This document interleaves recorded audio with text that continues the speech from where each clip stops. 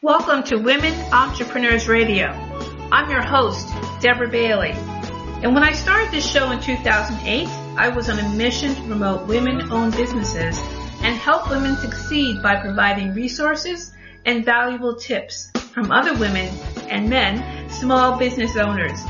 In each interview, my guests speak openly about their triumphs, the scary times, and tough decisions they had to make along the way. Women Entrepreneurs Radio is about showing women how to harness their natural strengths to achieve success on their own terms.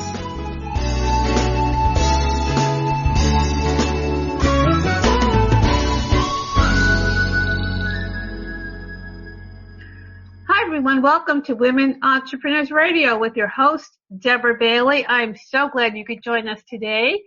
And if you're listening to the show on Podomatic, you can also go to iTunes to subscribe and listen. Also, you can hear it on iHeartRadio, on Spotify, on YouTube. Some of the episodes are shared on LinkedIn as well, and several other podcast platforms. So you can listen at your favorite platform. And also, if you listen on iTunes, that would be wonderful if you could stop by there and leave a review and let folks know how much you've enjoyed the show, because that will help the show to be found by other listeners as well. So that would really be appreciated. And also, you can go to womenentrepreneursecrets.com and click on podcast in the menu. And it will also have links to some of the platforms where the show is on. And also, there are show guidelines there as well if you are interested in being a guest. So that's something else that you can find there as well. And if you want to know more about me, you can go to dbaileycoach.com. That has information about online classes, there's blog posts, books that I have written in different articles of interest to women entrepreneurs and women who are thinking about going into business. And also you can check out brightstreetbooks.com, which is my fiction site for my novels that I've been writing over the years. So if that's something you want to check out, then you can go by there and see what those are about. And also there's buy links and everything, descriptions there as well. So I hope that you will check that out. So we're going to get started today with my guest, Kellsie Moore, with Be Marvelous You. Is an actress and on-camera expert for entrepreneurs to help them better connect with their audiences in a powerful and authentic way. And we're going to talk about why it's time to get visible in a real and big way and stop hiding behind your keyboard. So welcome to the show, Kellsie. Hi, thank you so much for having me. I appreciate it. Well, before we get started on that topic, which I think is very, very important, if you could just share a little bit about your own entrepreneurial journey. You know, how did you get started in what you're doing? Yeah, so I know. So it's a little bit. It's like, oh my God, how much time? So like the quickest version is really after college, I kind of took the first job that I could get, and that was in corrections. And so I worked for a couple of years, first as a teacher, and then I moved into a position as a case manager in a community correctional facility. And after a couple of years in that environment, I realized this is a really fast way to die. I was like, this is so emotionally destructive. I went into really just like such an intense like depression and just really unhealthy and just completely negative. And I was like, wow, I'm just killing myself so much faster by choosing to stay in this really, really toxic environment. And I had a very dramatic night one time where I had a very belligerent client come in, and it was just a contentious situation that we were able to de-escalate, which was good. But it kind of snapped me awake, where I realized I don't necessarily want to spend the next 30, 40 years of my life in this career field that I've chosen. And I just remember sitting there, and it was in my office, which is in the middle of the hallway of all of these men, all their bedrooms, and it's loud and it's rowdy and it's just gross. It's like 9 p.m. There's a thunderstorm outside. There's water leaking in through my window. And I'm sitting there after this client finally leaves my office and just kind of like shaking a little bit and feeling that adrenaline. And feeling like, why am I still here? Like, I'm not the one incarcerated. I can leave. I can go home. I can choose a different path. I don't have to just do what feels like I'm supposed to be doing or what I should be doing, you know, and it's like, well, you have like steady career opportunities in this field, and I was very good at it. I'm very good at connecting with people and being able to serve them and help them wherever they're at, you know, being able to meet people where they're at. And you really need that in such a volatile environment. And not a lot of people have that. So about a year later after this experience, I had moved to a different facility. I had my boss at the time tell me that he was going to put me up for his management position. And that was enough of a moment for me to actually move career paths. Finally. I was like, oh, I don't want your job. Oh my God, that was enough. I was like, oh. And he like, you know, it's like, he's like telling me this like it's such good news. And I was like, oh God, thank you. Yeah, that's awesome. Oh. Here's my 2-week notice. Oh no. And so taking it back to that really contentious night, and that's probably the best word for it. It's a dramatic evening. I remember that was when the shift started for me, like in a big way, where I was sitting there and I started to process through like, okay, I felt happiness before in my life. I know that for sure. So what was I doing? What ways was I thinking? Like, you know, what actions were I taking? Like, how was I choosing to show up in my life when I felt happiness? And I started to write out things that just like brought me joy and made me actually feel like me. Because my God, it's like when you show up every day in a situation that just does not align at all with who you are, the vision of your future and what you want, it's like, that is just destructive. And it's so dishonoring to your soul and to the gifts you were given. And so I started to write those out. And one of the things that came up was acting. And I was like, I love that feeling of getting in front of the camera and telling a story that's so powerful, that gets to express soul and emotion and the human experience in a way that it impacts other people. And no part of my life was I, at that time, allowing any sort of soul expression to move through me. So that results in, you know, poor choices, really bad decision making, and not taking care of ourselves, not being healthy, not, you know, all of that. And so that's really when I started to dive into acting and 2 weeks later, I went to, I had no idea what I was doing, but I went to an audition for an independent film. And I'm in Denver, you guys, so I'm in a tertiary market. Like, film is not a big thing here, but we actually get a lot of now that I'm involved in the world. It's more easily accessible. We get a good amount of short films, indie films, and a lot of commercials and industrials, which is really, really the training that I use in the work that I do with my entrepreneur clients. But I went to this audition not knowing what I was going to do. And it was like a 4-page long audition. And it's like, she's screaming and crying in this thing. And I loved the audition. And I was like, this is the most exciting thing ever. So Oh my God. I loved it. And so I went, oh my God, I can't even tell you. Like, I remember being in that room and like falling to the ground, and I have my pages there and I don't really know the lines, but I'm feeling everything and just like finally allowing something to move through me. And I booked the role. I booked the lead role. Oh wow. So it worked. It's fine.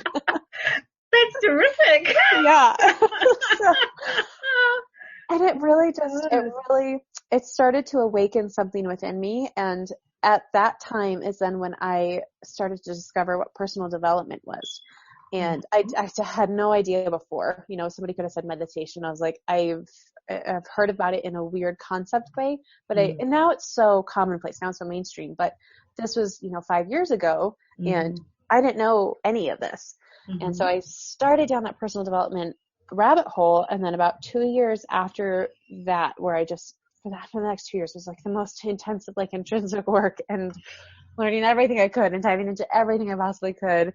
About 2 years later, Be Marvelous You, my brand, my company was born, where it was really, I'm choosing to make decisions in my life based on what makes me feel marvelous. And I'm going great. Yeah. And I love that word too, because it was like an elegance with power and like vision and strength and beauty, like all in this. I liked how it felt. And so I started to build my brand based off of just the personal development side of it. And then acting kept growing and growing and growing in my life. And then the business kept growing. And so they kind of built upon each other. And then I started coaching adult actors here in Denver.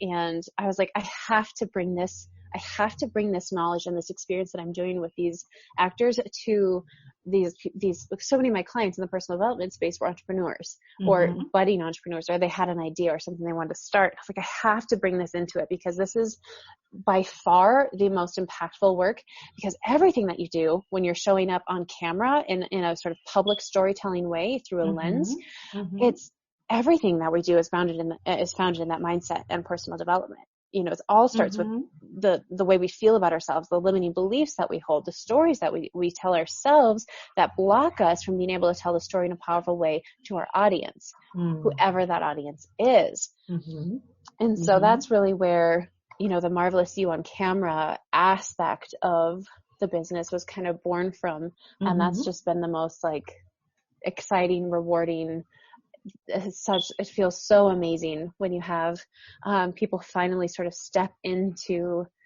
that visible, biggest, brightest version of themselves in a public way, in the most accessible way, which is on camera.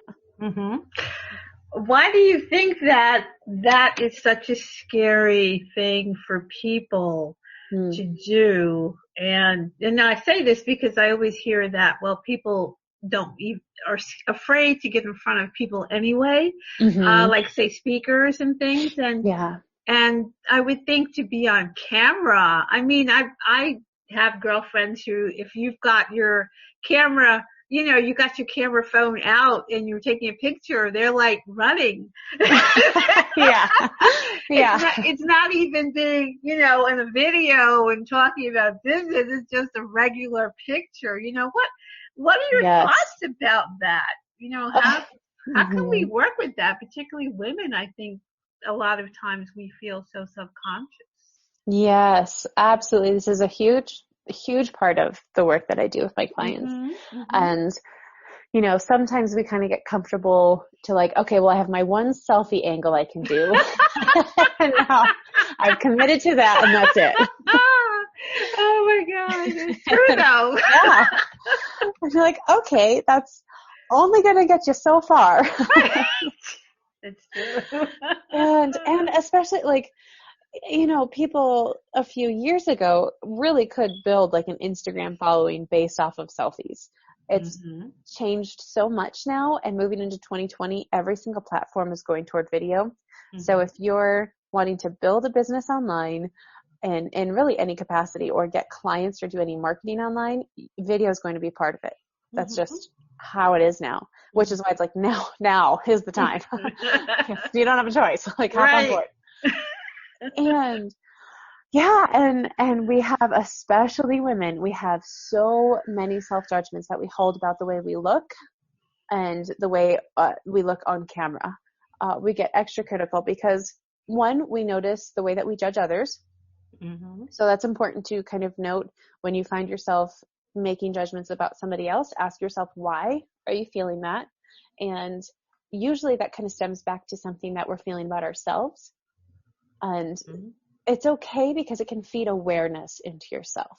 So it's just when you notice and you start to catch that judgment of others, really just ask yourself why, and then how you can learn from that to just show up in a better and a more positive way in your life. And for them, you don't have any control or impact over them. So you can just say, okay, well, that's, good for them. Nice for them. That's interesting. They chose that. If you don't have to agree with it, you're like, but that's, and start to release yourself from that judgment of others, because that will start to train you to release judgment of yourself. And when we go into camera work and we're starting to watch ourselves back on video, we want to learn to start to train ourselves based on our connection, our emotion, our deliverability, not getting stuck on the nitpicky stuff of like, well, this is what my hair was doing, or this is what I look like. Right. And so one of the things I talk about is like, it's fine. You can know your angles. If you like to shoot from the left, that's fine. You can go with that. But you have to make sure that regardless, you're hitting those emotional beats where the words that you're saying, if you're especially so much of our sales and our service come through our story. And so a lot of what we do, we start with shaping our story and who we're talking to and how we combine that, how we bring our story into our service and tell it in an impactful way where our audience is going to hear it, feel it, and experience it so that they're moved to action. And I feel like I went on a tangent and I lost what I was originally. Okay. I'm just bringing it back. So it's when we have those emotional beats that we're trying to transition them to an action or to feel a journey with us, we need to make sure that our face and body and emotional tones are emoting that appropriately and correctly, where it's matching. Because so often we'll be stuck in the judgment and stuck in our heads about, okay, well, this is, and we'll be filming in selfie mode. So we'll be watching ourselves and we're like, oh, well, this is what I look like right now.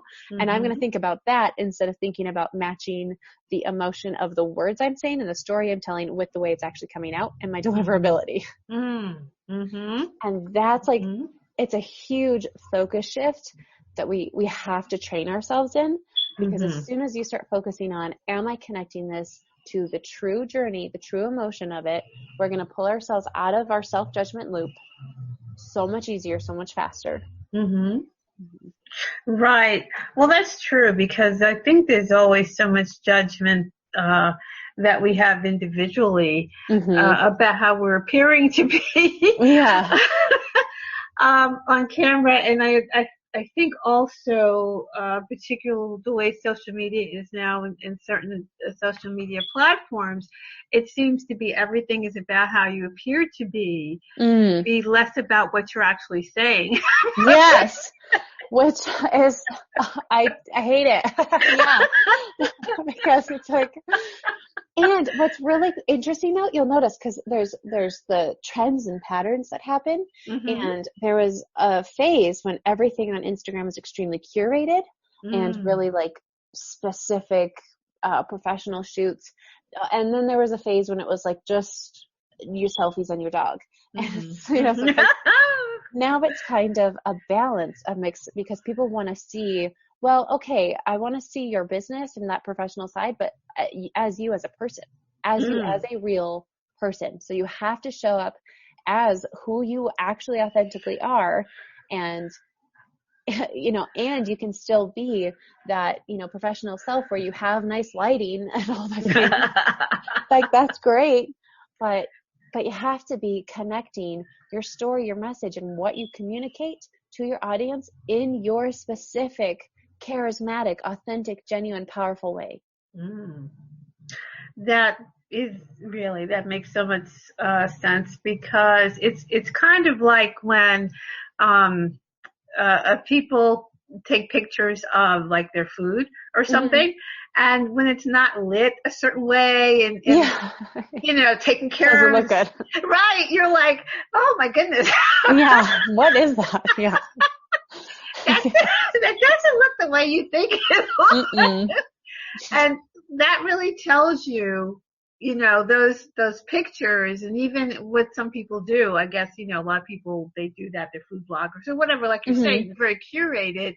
And then when you see things that aren't, then you realize, oh, okay. Yeah. You're like, oh, that's why. Right. Oh, yeah. Like, people are not into lazy. Like, don't do lazy posts, like, right. if you're posting something, make sure that it's value driven, and part of that is, and sometimes you're not always going to have the right lighting and sound and setup, and you're going to just kind of have to roll with what you have. But you can't show up on an IGTV or something and have no energy. Like, that's like the lazy version is I feel like, well, and this is like twofold, where people either kind of show up as like uber professional, where they're like, okay, so here's today, I'm going to tell you about this great new food service that we're providing. Like, it's weird. I sound like a weird news anchor that's having a stroke. Like, you gotta snap out of that. It's like unacceptable. Or you get the people who are like, well, I'm just going to be totally genuine, and they have no energy, and they just kind of speak down here, and they're like, well, I'm just going to tell you guys about this thing that happened today. And like, and it's boring. Right. So it's finding where is your passion? Where is your message? How are you communicating that? Are you matching the words you're saying with the emotion you're saying it to the message that you're saying it and the purpose and reason why you're saying it? That's the piece of it that needs to be practiced and sort of curated in your video. And then we can get into some of the fancier technical things and making sure your lighting, maybe you can get a video editor and all of these things, but it just starts with you and your phone and the way that you're showing up with that lens. So it sounds like this is something that you really don't need a lot of expensive equipment to really get started. Absolutely. That's exactly right. I mean, it's who listening to this like doesn't have a smartphone? Right. Probably almost nobody. Like, you're probably listening to this on your smartphone. Right. Yeah. And so there you go. You really have all the tools that you need. And if you want, you can buy one of those little ring light clips for $10 on Amazon. And there you go. Now you have lighting. Done. Well, that's true. Yeah, that is pretty straightforward. And I mean, I've even on the Amazon streaming, I've even watched a movie that was created using an iPhone. Yeah. And I knew it going in, but I wouldn't have known it otherwise, because there was no sacrifice of quality. Yeah. And I think a lot of times people don't realize what the power that they have right there in their hand to really create professional content. Well, and usually what it is you know that you have that resource, but then we start to go into, but I don't know what to do with it. I don't know what to say. I'm not worthy to show up in this way. What do I have that people are going to care about? Oh, but I hate how I look on camera. Oh, but I just can't, I don't know. And it's all the fears, and it's the sense of unworthiness and the sense of self-judgment that comes in, and that's what stops us. And sometimes it comes out in the way of excuses of, well, I just don't have the tech. Oh, I don't have the equipment. Oh, I don't know what to do. And so that's with my clients, we work out all of it. We do the tech side. We make sure that we're prepped in that, but we do the content planning side. So you always have something that you're going to say. At this retreat I'm doing, we plan out a minimum of 100 days of video content of things that you can talk about that match your message. The biggest thing is like starting from those self-limiting beliefs and working through what are your particular stories that you're feeding your mind that are telling you and reinforcing this idea that you're not enough, that you're not worthy of being on camera, that you're not worthy of people listening to you or seeing you. And how do we move through that? How do we move past that? And there's some tangible tricks and things we can do. Like if you're filming something on your phone or your computer and you have it in selfie mode where it's looking back at you, you can put a picture or a cover or something over it so you can actually block it so you're not looking at yourself, and then you can look at your lens. But what I like to do is also print out a picture and to put it just behind the lens or in front, depending on, again, your screen if you're watching yourself, where that's your ideal avatar.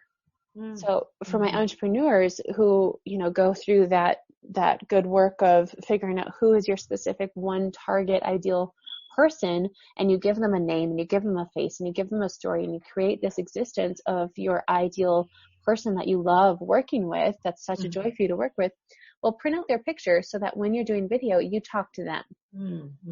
And you're not talking to yourself. You're not talking to your own face, and you're not being stuck in your own self-judgments. You're talking to them because that person needs to hear what you have to say. That's true. That's very important. And I think that's a great idea for someone to have that avatar there, because then they really can picture literally who this person is, who they want to communicate with. Yep, Yeah. exactly. And it changes the way we speak. You know, some people give the advice to, when you're on camera, talk like you're giving advice to a good friend. And I think that's a great place to start. But I don't know how you talk to your friends. I don't know what that relationship looks like. That's a good point. Yeah. I'm like, I don't want the version of you that's like having a bad day and is like, hey, come over, watch a movie with me. Let's have some drinks and ice cream and like complain about something. Like, no, I don't know if that's you. That's a good point. I hadn't thought about. I want you to show up the way that you show up for your client who is there because they need to hear what you have to say. And you show up as yourself that has that confidence infused. You know, like let's say you're working for network marketing and you have, you're selling a green juice and, you know, 50 million other people on Instagram are selling this green juice or some competitor, and you're trying to stand out and set yourself apart in some way, right? The fastest way to do that is through video, because people actually build in the know factor. They get to know you, they get to like you, and they get to trust you so much faster than you just posting generic photos about a green juice. So if you're on there and you're sharing your story of why you take this green juice, why do you drink it, what brought you to this company in the first place, and why is it going to benefit them? Like, why should they listen to you? Give them a reason, right? How is it going to impact them? How is it going to change their lives? Because if you start to solidify that message and can share it in a way that's genuine and powerful, your story, your voice, and your face, and your particular way of emoting, that is how you stand out. That is how you set yourself apart, because there's going to be people who are like, oh, I just like her. Right. Oh yeah, she just talks really, confidently about this. She's just really powerful with this message. Oh yeah, I've heard about that green juice. Maybe now I'll give it a try. And that's where our like true power starts to come from, and being able to differentiate ourselves from the other people and the competition that happens online is because we're starting to connect who we genuinely are, our real story, with our passion connected to it, and saying it in that passionate way. Because if you're talking to your best friend, you're like, oh yeah, I just, started to try this green juice. They'll be like, cool, thanks for the recommendation. If you're talking to your ideal person who's maybe suffering from gut health issues, and you're like, this healed, this fixed, this changed the gut health issues that I went through. This and this for my symptoms before, and can't even tell you how drastically this changed my life. That is why I'm sharing it with you. That's a completely different way of showing up and of communicating what you're doing and why you're doing it.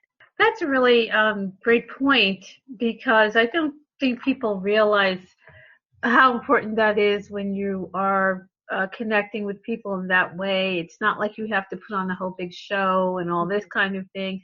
You could just be yourself and I guess relating to those people who are watching you and start to feel that they know who you are. Yep, exactly. And I just think it's so much more powerful the way that we're able to communicate our message when we have that drive and that purpose behind why we're sharing it, and we know that the person receiving it needs to hear it. That's when, you hear everybody say, like, be unapologetic about what you're selling, because selling is serving, because you're offering them a solution to a pain that they have. You're helping them, you're showing up for them. And if you're doing it in a way that you're scared or nervous or like asking for a favor, that's just, it's doing them a disservice. That's a good point too. I think that may trip up a lot of people because they're not really sure how they should approach this. how they should talk to people or how they should talk about what they do. And, I have seen some, maybe not so much stories, but the IGTV when I last had taken a quick look, and there were too many people that were just talking heads. Yes. Yeah. They weren't really, they were just sitting there kind of droning, like, oh, this isn't good. No, exactly right. Like, you have to catch my attention. And statistically, look this up. Everything that humans relate to in the most powerful way is another human face. We like eyes. We like seeing teeth, big smiles. We like seeing hands. It makes us feel safe. All of these things are psychologically embedded in us. So if I'm watching a video of you speaking and I get bored instantly, then change your delivery. Wake it up a little bit. It's like, don't just be a drone. Talk to me as your vibrant self. Yeah. You should feel a little tired after getting on video because it's going to mute who you are a little bit just because there is, it has to travel through a little bit of this distance. So pump it up a little, be a little extra from what maybe you are in your regular life. And, right. Right. Maybe way over the top, then we need to build in some moments of okay, now lock it in, drop it down a little bit here, and here in these maybe emotional spots that you're really dropping into where your audience is at, and you can meet them where they are. That's a great suggestion, because maybe that's people not really knowing how to do that or feeling uncomfortable, so they figure they've just got to sit there and, I guess, talk about whatever it is that they're saying. But then they don't realize maybe that's working against them, because it really isn't, nothing's really coming through to make you feel like, okay, I'm going to sit here and watch this. That's exactly right. And in the stories, it's so easy to see because you can check your stats and see when did people drop off, or did they stay and watch the whole thing? Are people flipping forward? And sometimes they're like, well, I can't have sound on right now. So if you can do captions, that's great, but your captions should still match emotion in your face so it's entertaining and they're not just reading, because otherwise you could have just written it out in text. And yeah. And the stat I think Instagram just released was text is engaged with at 20% and video is engaged with at 80%. Huge difference. That's true. 60% of people, you want to be talking to those 60%. Exactly. And not just sitting there and whatever it is you're doing. I just did a story on this day where I was watching, I was scrolling through my stories and I was watching this gal give a testimonial for someone else. And she was saying super kind words, but I just didn't believe her. Oh, no. I was like, I can't take this. Oh my God, that's bad. It's right. I was like, that's not good. So if somebody leaves you a testimony, be like, hey, can you do it again? Please do it again. Oh my God. Yeah, that kind of reminds me. I've seen some people on YouTube do book reviews, or they talk about books, and they're trying to establish their channel, and sometimes they're just coming across in a way that just doesn't feel authentic. It feels like it's so fake. That they're trying to have a persona that they don't have. And I'm like, yeah, exactly. I can't watch. And that's, oh my gosh. And so that's exactly what I got. So I made this training where it's this is the 7 things that your videos have to have.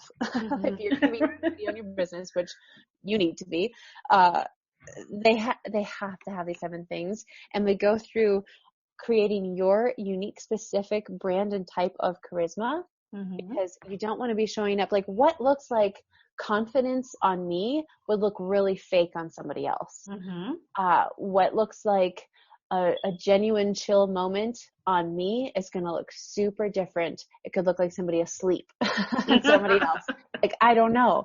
It's it's finding out what that is specific and unique to you and your energy. And so we can take the same guidelines. We're like, okay, well, infuse, this passion and infuse this part of your story and connect it to this message. But the way that comes out, to find that sweet spot of what feels genuine and powerful and authentic to you is just different on every person. Yes, that's true.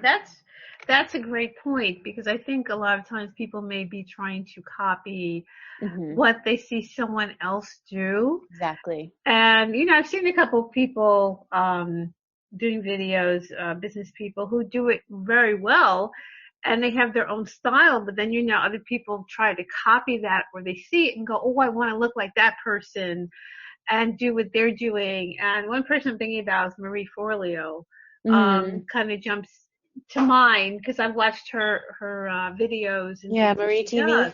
Yeah, and it's like no one else can do that, because then you're not being yourself, and it's not going to work. But I've read people saying, oh, I like to do something like that, because they think they don't realize how much goes into that and how much cost is probably going into creating that. And she has a full professional production. Yeah. And people don't get that, because they just see that and go, oh, no, I could reproduce that however they think it's done. They don't understand what really goes into making something like that. But the idea really isn't to copy. It's to say, well, what's your style? And I think that's why it's so important what you're saying, because I think a lot of times people who want to do something think, oh, I got to look like this other person who seems popular, and then they're not really being true to right. They're not being true to themselves. That's exactly it.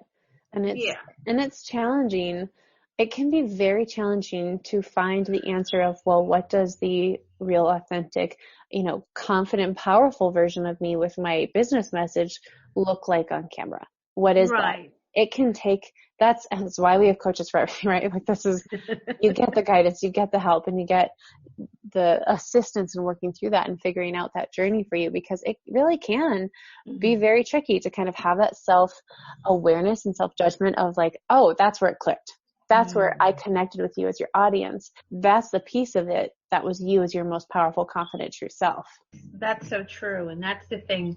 I think, what you're doing is just sounds really fantastic for women entrepreneurs, particularly because, like we were saying, a lot of times there's that lack of confidence or fear and really self-consciousness that unfortunately a lot of us have been conditioned to have. Yes. As far as the female appearance and camera and the whole 9 yards, that has been kind of imprinted on us, that makes you doubt how you're coming across, how you're being seen, how you look, all that stuff that I think that, we have to kind of realize, okay, let's strip that away somehow and get to who we really are. And I think that is so important, for women, anyway, to know, but definitely women entrepreneurs who, like you said, have to get out there and really kind of get through all this stuff.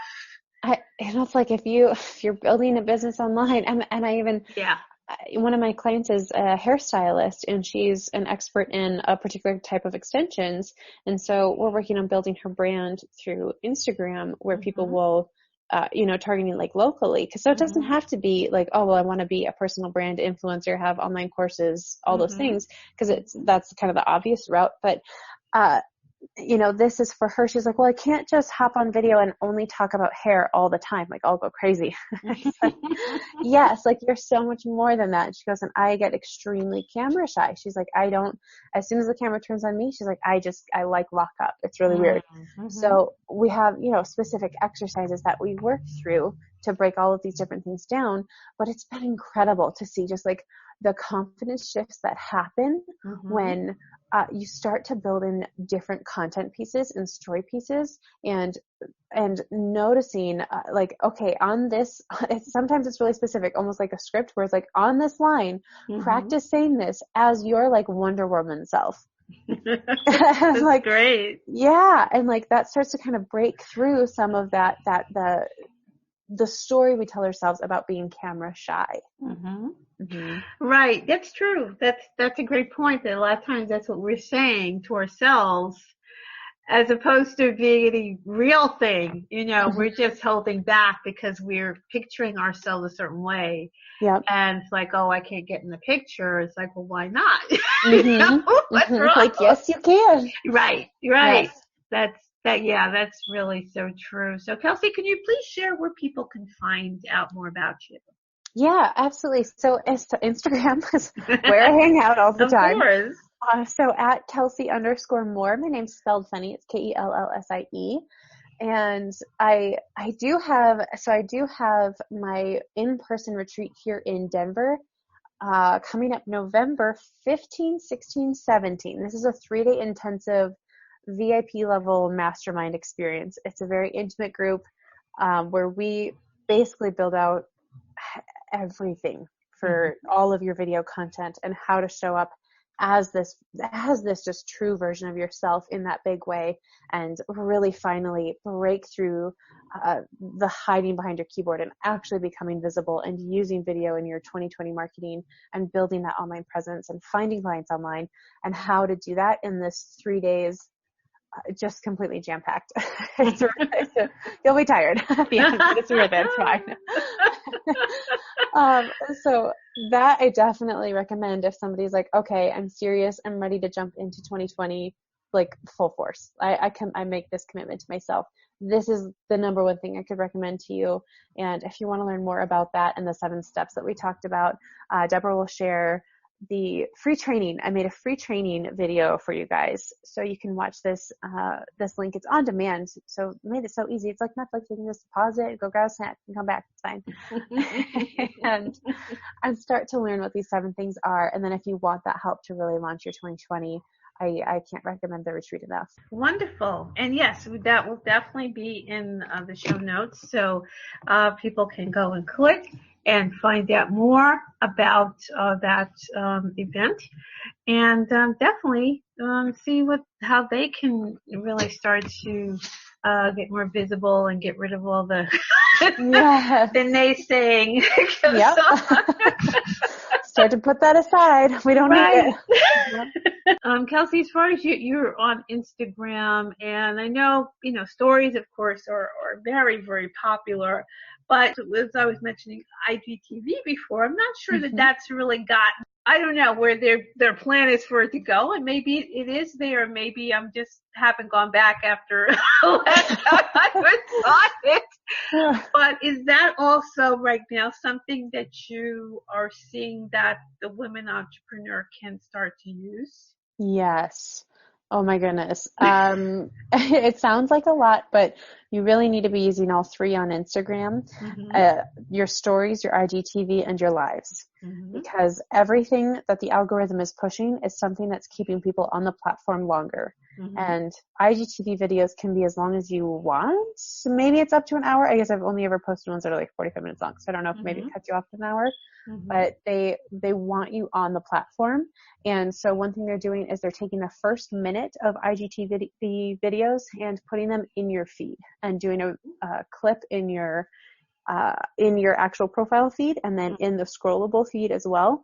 So they're doing essentially free advertising for you to incentivize people to stay on the platform longer. So IGTV is huge right now. Lives on Instagram are huge. People still use Facebook a lot because you can do all of your retargeting ads through that, which is great, but you want to make sure that you're using Instagram Live because they are sending out, especially partnered ones with when you have 2 people on there, because they're sending out alerts to everybody when you show up live, and they're prioritizing it where they're keeping it as the very first one in the row of stories up at the top. So these are absolutely, like, if you want to be in favor with the algorithm, these are the things you need to be doing. These are what they're pushing. This is what's being seen. This is what's being shown. That's very interesting. I, definitely have heard that they want to keep people on the app, of course. Yep. So I see that there's a lot more that they're doing just to make sure that, you can utilize these things and have it really be to your benefit. Yep. And that sounds pretty good. So, I guess for the women entrepreneur who's listening to this and is still nervous about Yep. What would you say to her right now? Absolutely. Like, know that you're so not alone in that, and that, getting started is always the hardest. Mm-hmm. And it's a hell of a lot easier to get started if you have a content plan, if you have support, accountability. Don't do it alone. You don't have to. And I don't like the advice of just practice, just do it every day, because imagine doing something that you really hate every single day and you're like, no, I'm going to love it today. No, it's just going to be better today. I feel like that's a great way to set yourself up for a short-term thing. Right. And that's not actually building in consistency. And then it's sort of like practicing something that you don't know what you're doing. And You're right. like, are you just reinforcing a bad habit, a bad skill? So learn it, build some confidence in it, build up the choice of deciding that you are worthy of this commitment, and that you're going to choose to love yourself even when you do say something embarrassing, even when you do feel uncomfortable and you finish a live and you want to like go binge eat something for a while because you're like, that was so hard. And then you can be so proud of yourself that you did it. Yeah, that's true. It's just really getting, started and getting that support and the mentoring, coaching, all of that, so that you'll know what is the best things to do going forward, not just doing the things that you may not really know what you're doing, and then you right. Yeah, because that doesn't feel good. Right. When we don't have any feedback and we're like, I just put this out there. I have no idea. Did I do it right? Like, I don't know. Right. That's a good way to keep us feeling scared and to keep us living small and acting and behaving small, because we're not getting the reinforcement of feedback and direction and clarity and building in that confidence. Right. That's true. Yeah. And people, you really need that so that you can feel like you're going in the right direction. So I guess one more question for you as far as video, and I know, Instagram is really heading in that direction. Do you feel, I guess, in terms of what you do or what you do with your clients, are other platforms right now, I guess, as important regarding video, or would you say that right now, from your point of view, Instagram is the place that people need to be? Yeah, that's a great question. So really, you want to utilize as many of them as you can. So YouTube is still, the second biggest search engine. Facebook owns Instagram, so it's they're not going anywhere. Instagram is kind of the trendy one right now, but it also sort of depends on your demographic. If you're targeting people maybe 40 and up, they're hanging out more on Facebook. If you're hanging out with like 20 to 40, they're more on Instagram. If you're hanging out with the new Gen Z generation, they're maybe on Snapchat and TikTok more. But everybody uses YouTube as a search engine, but you don't necessarily need to create, like, I don't have a YouTube channel where I have videos up there because my focus is posting videos on Instagram. Moving into 2020, I'm probably going to do like like Brandon Lucero's Forex Effect style, where you do like a full content on YouTube and Instagram, and then you take out a chunk of that. And there's a certain methodology to this that we work into my coaching as well when we're at the point of expansion like that, where then you take like maybe a 9-minute chunk and you put that on Facebook, and then you take like 30-second clips of that and you share it on the other platforms. And then moving into future, LinkedIn is becoming bigger and bigger. And so really not missing out on the LinkedIn portion of it and figuring out how to post your videos on there, or at least then maybe a call to action that sort of redirects them to where you are hosting your videos. That's interesting, because I think a lot of times we haven't really talked about LinkedIn, but from a business standpoint, of course, that makes a lot of sense for entrepreneurs to not overlook. And that's interesting. I didn't really know that there was more potentially video going on there. I guess at least going forward that there will be. Yep.